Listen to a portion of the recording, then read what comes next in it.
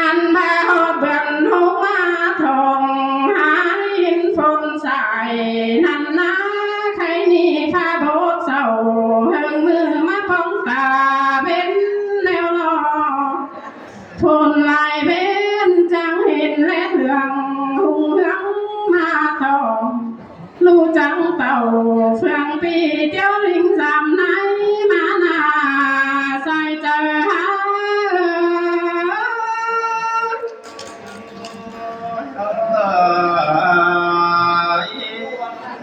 อันทานาสุยไม่เห็นตัวลายคนเนื้อหมูเอาแกงลุงมาเอาเกินได้หาใครนา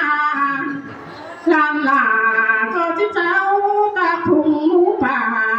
นาเต้งเมลัยก้นเนื้อใส่เจอหิงวันนี้น้องนาอันพานาสุยไม่โสตะเกาเก่งหมูลุงในป่าได้เนื้อใครนาโสตะป่าเจจันสุขหูฟุง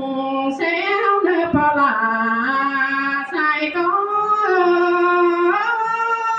นหาสุขไม่เพื่อก็ลังสู่หาวเสือกันเชื่อมพอบังเสือหลอกว่าใครนาเพื่อก็เบอเป็นสั่งจูเจอเธอจอยห้อยคว้าเผาปีผ้าจึงปันปีรอคนนาชายเจอหา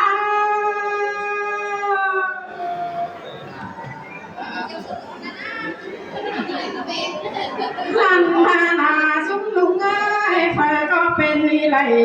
จมบางเจอสางหลอกว่าใครนาเพื่อก็เลยนั่งดูห้องต่างแส่ใครไหมที่เล่นหลอกคนนาซุ่มปลาเมมา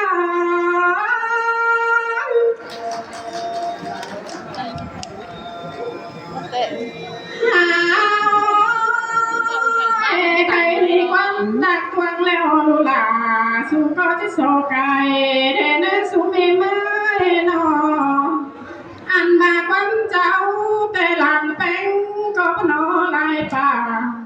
ลานลาก็จะขับอินซึ่งย่องแข่งเมืองเสียงเฮาได้เลือใส่เจอหิง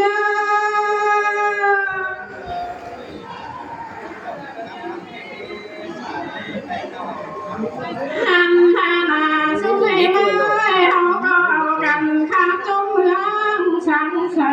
ญเพื่อเลยเอามาได้เนื้อใครนาอันบาปีหากลาก้อยฮักเสียงเลิงได้เนื้อข้าเมืองเสินลาหังมีไรความข้าเมืองด่างกงสานลาคงเศร้าซ้ำเฮาเนื้อใส่เจอนิ่ง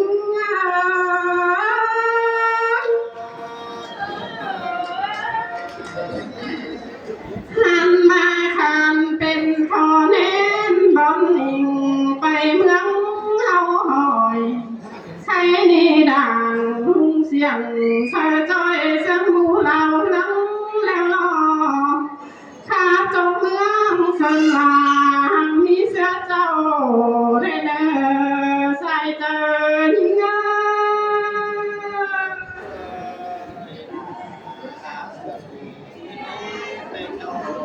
เห็นตะโกนในฝง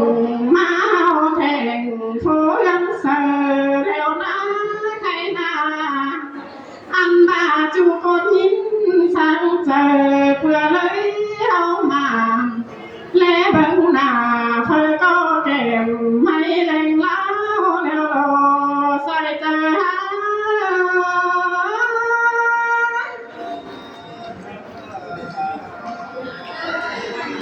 เห็นต่อจูเพียงหนา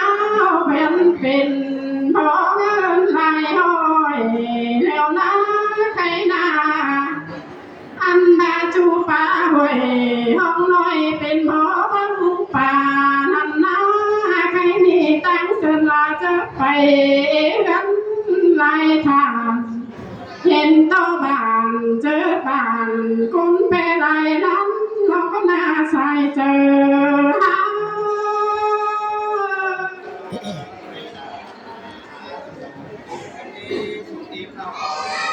ให้นี่นาสุไม่ไม่มาเขียนหันแล้วจังกันขับแซ่หอมเฮาได้เนื้อเฮามาอันนาลอยบันเกกำเจ้าลันติงเตรียมหูแล้วนะเรียนเชิญเมืองเฮาเอคูหลังป้อสุญญอแช่ขาปิ่นมวนต้องป้อแม่เชิญเมืองเฮาเนอใส่เจอหา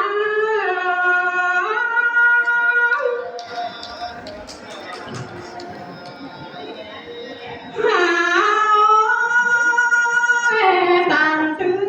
เสียงเก้าสู่หัวโป้งทางกาเดเนื้อเฮานาไปนี่เสียงข้าพลาไปเต้าจูบอนยินลมนั่นนะเฮาก็กันข้าเจอเฮาเนี่ยลมจูนึกวังโตป้อมข้าขึ้นซึ่งย่องเมืองนิ่งสมเฮาได้เนื้อข้าไปเก่าจูเมืองมันกว่าป้อมจุกหลางหานแมงหานกาปีถอยแน่ใส่เจ้า